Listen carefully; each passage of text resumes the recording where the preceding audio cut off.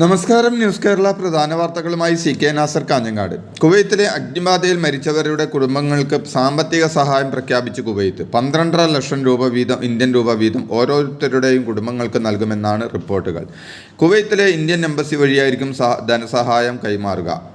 NBTC കമ്പനിയിലെ ജീവനക്കാരുടെ താമസ കെട്ടിടത്തിലുണ്ടായ അഗ്നിബാധയിൽ 25 മലയാളികൾ ഉൾപ്പെടെ 50 പേരായിരുന്നു മരണപ്പെട്ടത്. നീറ്റ് പരീക്ഷയിൽ നടന്ന ക്രമക്കേടിൽ നിലപാട് കടുപ്പിച്ച് സുപ്രീം കോടതി. പരീക്ഷയിൽ നേരിയ അശ്രദ്ധയുണ്ടായാൽ പോലും ഏറെ ഗൗരവത്തോടെ കാണണമെന്നും വീഴ്ചയുണ്ടായാൽ അത് സമയബന്ധിതമായി പരിഹരിക്കണമെന്നും കോടതി നിർദ്ദേശിച്ചു.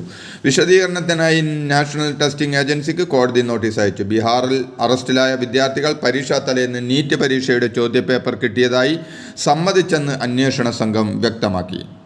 നീറ്റ് പരീക്ഷയിൽ നടന്ന ക്രമക്കേട് അത്യന്തം ഗൗരവകരമായ വിഷയമെന്ന് മുഖ്യമന്ത്രി പിണറായി വിജയൻ പറഞ്ഞു. രാജ്യത്തെ തന്നെ പ്രവേശന പരീക്ഷാ സമ്പ്രദായത്തെയും അതിൻ്റെ വിശ്വാസ്യതയും ബാധിക്കുന്ന കാര്യമാണിത്. പരീക്ഷയുടെ നടത്തിപ്പിൽ അട്ടിമറിയുണ്ടായത് അത്യന്തം ഗൗരവകരമായ വിഷയമാണെന്ന് തിരിച്ചറിഞ്ഞിട്ടും ഫലപ്രദമായ ഇടപെടലിന് കേന്ദ്ര സർക്കാർ തയ്യാറാകാത്തത് ആശ്ചര്യജനകമാണെന്നും മുഖ്യമന്ത്രി പറഞ്ഞു. നേരിയ അസ്വാരസ്യം പോലും കേന്ദ്രം ഭരിക്കുന്ന NDA സർക്കാരിനെ തകർക്കുമെന്ന് കോൺഗ്രസ് നേതാവ് രാഹുൽ ഗാന്ധി പറഞ്ഞു. മോദി ക്യാമ്പിൽ വലിയ അതൃപ്തി നിലനിൽക്കുന്നുവെന്നും NDAയിലെ ഒരു സഖ്യകക്ഷി തങ്ങളുമായി ബന്ധപ്പെട്ട് കഴിഞ്ഞെന്നും അദ്ദേഹം വ്യക്തമാക്കി. ഇന്ത്യൻ രാഷ്ട്രീയത്തിൽ സുപ്രധാനമായ മാറ്റമാണ് ഉണ്ടായിരിക്കുന്നതെന്നും മോദി എന്ന ആശയവും മോദിയുടെ പ്രതിച്ഛായയും നശിച്ചു കഴിഞ്ഞുവെന്നും രാഹുൽ പറഞ്ഞു. കഴിഞ്ഞ 10 വർഷം അയോധ്യയെക്കുറിച്ച് മാത്രം പറഞ്ഞുകൊണ്ടിരുന്ന പാർട്ടി അയോധ്യയിൽ നിന്ന് തൂത്തെറിയപ്പെട്ടുവെന്നും കൈകൾ പിന്നിൽ കെട്ടിയിട്ട അവസ്ഥയിലാണ് തങ്ങൾ തെരഞ്ഞെടുപ്പിനെ നേരിട്ടതെന്നും എന്നാൽ എന്താണ് ചെയ്യേണ്ടതെന്ന് ഇന്ത്യയിലെ പാവപ്പെട്ട ജനങ്ങൾക്ക് അറിയാമായിരുന്നുവെന്നും രാഹുൽ കൂട്ടിച്ചേർത്തു. നീറ്റ് UG പരീക്ഷാ ചോദ്യപേപ്പർ ചോർച്ച വിഷയവുമായി ബന്ധപ്പെട്ട് സുപ്രീം കോടതി NTA നോട്ടീസ് അയച്ചു. നീറ്റ് പരീക്ഷാ ക്രമക്കേടിൽ നേരിയ വീഴ്ച ഉണ്ടായെങ്കിൽ പോലും നടപടി വേണമെന്ന് സുപ്രീം കോടതി പറഞ്ഞു. പരീക്ഷാ നടത്തിപ്പിൽ പിഴവുണ്ടായിട്ടുണ്ടെങ്കിൽ NTA അത് തിരുത്താൻ തയ്യാറാകണമെന്നും NTA 2 ആഴ്ചക്കുള്ളിൽ മറുപടി നൽകണമെന്നും കോടതി ആവശ്യപ്പെട്ടു. ജൂലൈ 8 ഇതുമായി ബന്ധപ്പെട്ട ഹർജികൾ പരിഗണിക്കുമെന്ന് കോടതി അറിയിച്ചു. ഡാർജിലിംഗ് ട്രെയിൻ അപകടത്തിൽ യഥാർത്ഥ അപകട കാരണം കണ്ടെത്താൻ പ്രയാസകരമാണെന്ന് പ്രാഥമിക അന്വേഷണ റിപ്പോർട്ട്. അതേസമയം അന്വേഷണം പൂർത്തിയാക്കാതെ ലോക്കോ പൈലറ്റിനെ കുറ്റക്കാരനാക്കാൻ അനുവദിക്കില്ലെന്ന് ലോക്കോ പൈലറ്റുമാരുടെ സംഘടന വ്യക്തമാക്കി. റെഡ് സിഗ്നലുകൾ മറികടന്ന് പോകാൻ ഗുഡ്സ് ട്രെയിന് അനുമതി നൽകിയിരുന്നു എന്നതായിരുന്നു റിപ്പോർട്ട്. എന്നാൽ 10 കിലോമീറ്റർ വേഗത്തിൽ റെഡ് സിഗ്നലിന് മുമ്പ് 1 മിനിറ്റ് നിർത്തി മെല്ലെ മുന്നോട്ട് പോകാൻ മാത്രമാണ് അനുമതി നൽകിയിരുന്നതെന്നാണ് റെയിൽവേയുടെ വിശദീകരണം.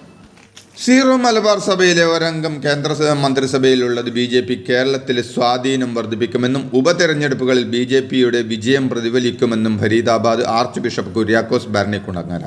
തൃശൂരിൽ സുരേഷ് ഗോപിയുടെ വിജയത്തിൽ ക്രൈസ്തവ വോട്ടുകളും കാരണമായെന്നും അദ്ദേഹം വ്യക്തമാക്കി. ജൂലൈ 2 വാരം രാഹുൽ ഗാന്ധിയും പ്രിയങ്ക ഗാന്ധിയും ഒന്നിച്ചു വയനാട് സന്ദർശിച്ചേക്കുമെന്ന് റിപ്പോർട്ടുകൾ. രാഹുൽ ഗാന്ധി ഒഴിഞ്ഞ വയനാട് ലോക്സഭാ മണ്ഡലത്തിൽ പ്രിയങ്ക ഗാന്ധി മത്സരിക്കുമെന്ന് പ്രഖ്യാപിച്ച ശേഷമുള്ള ഇരുവരുടെയും ആദ്യ സന്ദർശനമായിരിക്കും ഇത്. പ്രചരണത്തിന് മുമ്പുള്ള സൗഹൃദ സന്ദർശനമായാണ് വയനാട്ടിലെത്തുക. അതേസമയം വയനാട് മണ്ഡലം ഒഴിവാക്കി റായ്ബറേലി മണ്ഡലം നിലനിർത്തുന്നതായി അറിയിച്ചുകൊണ്ട് രാഹുൽ ഗാന്ധി ലോക്സഭാ സ്പീക്കറുടെ ഓഫീസിന് കത്ത് നൽകി. ഇന്ത്യ മുന്നണിയുടെ ഭാഗമായ CPI ഉപതെരഞ്ഞെടുപ്പിൽ പ്രിയങ്ക ഗാന്ധിയെ പിന്തുണയ്ക്കേണ്ടതുണ്ടെന്ന് കോൺഗ്രസ് നേതാവ് രമേശ് ചെന്നിത്തല പറഞ്ഞു. വയനാട്ടിലെ ജനങ്ങളുടെയും UDF പ്രവർത്തകരുടെയും വികാരം പൂർണ്ണമായി ഉൾക്കൊണ്ടാണ് പ്രിയങ്ക ഗാന്ധിയെ സ്ഥാനാർത്ഥിയാക്കാനുള്ള തീരുമാനം കോൺഗ്രസ് ഹൈക്കമാൻഡ് എടുത്തതെന്നും ചെന്നിത്തല പറഞ്ഞു. JDS എന്ന പേര് ഉപേക്ഷിച്ച് പുതിയ പാർട്ടി ഉണ്ടാക്കാൻ കേരള ഘടകം JDS നേതാവ് കുമാരസ്വാമി കേന്ദ്രത്തിലെ NDA സർക്കാരിൽ മന്ത്രിയായതോടെയാണ് പുതിയ തീരുമാനം. തിരുവനന്തപുരത്ത് ചേർന്ന നേതൃത്വ യോഗമാണ് പുതിയ പാർട്ടിക്കും കൊടിക്കും ചിഹ്നത്തിനും രൂപം നൽകാൻ ധാരണയായത്. നിലപാടെടുക്കാൻ CPM അന്ത്യശാസനം നൽകിയതിനിടെയാണ് പാർട്ടി ഉണ്ടാക്കാനുള്ള തീരുമാനം. സുധാകരനെതിരെ CPM നേതാവും അമ്പലപ്പുഴ MLAയുമായ സലാം. ഗൗരിയമ്മ പാർട്ടി വിട്ടുപോകാനുള്ള മൂലകാരണം ആരാണെന്ന് എല്ലാവർക്കും അറിയാമെന്നും ആ കാരണത്തിൻ്റെ അടിസ്ഥാനം തേടിപ്പോയാൽ പലതും പറയേണ്ടി വരുമെന്നും സുധാകരനെ പരോക്ഷമായി ഉന്നം വെച്ച് സലാം പറഞ്ഞു. ലോക്സഭാ തെരഞ്ഞെടുപ്പിലെ തോൽവിക്ക് പിന്നാലെ പാർട്ടിയെ രൂക്ഷമായി വിമർശിച്ച് സുധാകരൻ രംഗത്തെത്തിയിരുന്നു.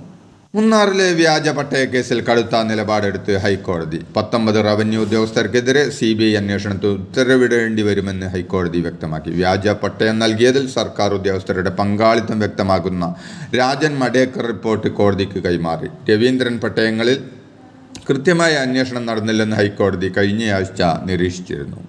തിരുവനന്തപുരത്തെ ഇൻസ്റ്റാഗ്രാം ഇൻഫ്ലുവൻസറായ പെൺകുട്ടി ആത്മഹത്യ ചെയ്ത സംഭവത്തിൽ ആൺ സുഹൃത്തിനെതിരെ പോക്സോ കേസെടുത്തു. നെടുമങ്ങാട് സ്വദേശി ബിനോയ് 21 പൂജപ്പുര പോലീസ് അറസ്റ്റ് ചെയ്തു. പെൺകുട്ടിയുടെ അമ്മ നൽകിയ മൊഴിയുടെ അടിസ്ഥാനത്തിലാണ് യുവാവിനെതിരെ കേസെടുത്തത്. കണ്ണൂരിൽ ബസ്സും കാറും കൂട്ടിയിടിച്ച് കാർ യാത്രക്കാരിയായ യുവതി മരിച്ചു. തിരുവട്ടൂർ സ്വദേശി അസ്ലയാണ് മരിച്ചത്. കണ്ണൂരിലേക്ക് പോവുകയായിരുന്ന സ്വകാര്യ ബസ്സും എതിർദിശയിൽ നിന്ന് വന്ന കാറും കൂട്ടിയിടിക്കുകയായിരുന്നു. സംസ്ഥാനത്ത് വീണ്ടും മഴ ശക്തമാകുമെന്ന് കേന്ദ്ര കാലാവസ്ഥാ വകുപ്പ്. മലപ്പുറം, കോഴിക്കോട്, കണ്ണൂർ ജില്ലകളിൽ ജൂൺ 21 ഓറഞ്ച് അലർട്ട്. ഒറ്റപ്പെട്ട ഇടങ്ങളിൽ അതിശക്തമായ മഴയെന്ന മുന്നറിയിപ്പാണ് കേന്ദ്ര കാലാവസ്ഥാ വകുപ്പ് ഈ ജില്ലകളിൽ നൽകിയിട്ടുള്ളത്. വിവിധ തീരങ്ങളിൽ കടലാക്രമണം ശക്തമാകാൻ സാധ്യതയുള്ളതിനാൽ അപകട മേഖലകളിൽ താമസിക്കുന്നവർ ജാഗ്രത പാലിക്കണം. പാക്കറ്റ് പൊറോട്ടയുടെ നികുതി കുറയില്ല. സംസ്ഥാന സർക്കാർ സമർപ്പിച്ച അപ്പീൽ സിംഗിൾ ബെഞ്ച് ഉത്തരവ് ഹൈക്കോടതി ഡിവിഷൻ ബെഞ്ച് സ്റ്റേ ചെയ്തു. പൊറോട്ടയുടെ നികുതി 18% നിന്നും 5% കുറച്ച ഉത്തരവാണ് കോടതി സ്റ്റേ ചെയ്തത്. കോഴിക്കോട് താമരശ്ശേരി ചുങ്കത്തെ ബാറിലെ ജീവനക്കാരനായ ബിജുവിന് കുത്തേറ്റു. കഴുത്തിന് കുത്തേറ്റ ബിജുവിനെ കോഴിക്കോട് മെഡിക്കൽ കോളേജ് ആശുപത്രിയിൽ പ്രവേശിപ്പിച്ചു. ബാറിൽ വെച്ചുണ്ടായ തർക്കത്തിനിടെയാണ് അക്രമി ബാഗിൽ നിന്നും കത്തിയെടുത്ത് കുത്തിയത്. ഇയാൾ പിന്നീട് ബൈക്കിൽ കയറി രക്ഷപ്പെട്ടു. മുസ്ലിം ലീഗിന്റെ ഹാരിസ് ബീരാൻ, PP സുനീർ, ജോസ് കെ മാണി എന്നിവർ രാജ്യസഭാ അംഗങ്ങളായി തെരഞ്ഞെടുക്കപ്പെട്ടു. കൂടുതൽ പേർ പത്രിക നൽകാത്തതിനാൽ വോട്ടെടുപ്പില്ലാതെയാണ് ഇവർ തെരഞ്ഞെടുക്കപ്പെട്ടത്. പത്രിക പിൻവലിക്കുന്നതിനുള്ള സമയം കഴിഞ്ഞതോടെ 3 സീറ്റുകളിലും മറ്റ് സ്ഥാനാർത്ഥികൾ ഇല്ലാതിരുന്നതിനാൽ മൂവരെയും വിജയികളായി പ്രഖ്യാപിക്കുകയായിരുന്നു. KSRTC ബസ് ഇടിച്ചു കയറി തകർന്ന തൃശൂരിലെ ശക്തൻ തമ്പുരാന്റെ പ്രതിമ 2 മാസത്തിനകം പുനഃസ്ഥാപിക്കുമെന്ന് മന്ത്രി കെ രാജൻ പറഞ്ഞു. പുനർനിർമ്മാണത്തിന്റെ പകുതി ചെലവ് KSRTCയും പകുതി ചെലവ് ബാലചന്ദ്രൻ MLAയുടെ ആസ്തി വികസന ഫണ്ടിൽ നിന്നും വഹിക്കും. 12 കോടി രൂപ മുടക്കി ബീഹാറിലെ ആരായിൽ ബക്ര നദിക്ക് കുറുകെ നിർമ്മിച്ച കോൺക്രീറ്റ് പാലം ഉദ്ഘാടനത്തിന് മുന്നേ തകർന്നു. നിർമ്മാണ കമ്പനിയുടെ അനാസ്ഥ മൂലമാണ് പാലം തകർന്നതെന്ന് വിഷയത്തിൽ അന്വേഷണം നടത്തണമെന്നും സിറ്റി MLA വിജയകുമാർ ആവശ്യപ്പെട്ടു. ശരി, എരഞ്ഞോളി സ്വദേശി വേലായുധൻ 86 ബോംബ് പൊട്ടിത്തെറിച്ച് മരിച്ചു. വീടിനോട് ചേർന്ന് ആൾ താമസമില്ലാത്ത സ്ഥലത്ത് തേങ്ങ പറക്കുന്നതിനിടെയാണ് സംഭവം. ഇതോടെ ഇന്നത്തെ പ്രധാന വാർത്തകൾ കഴിഞ്ഞു.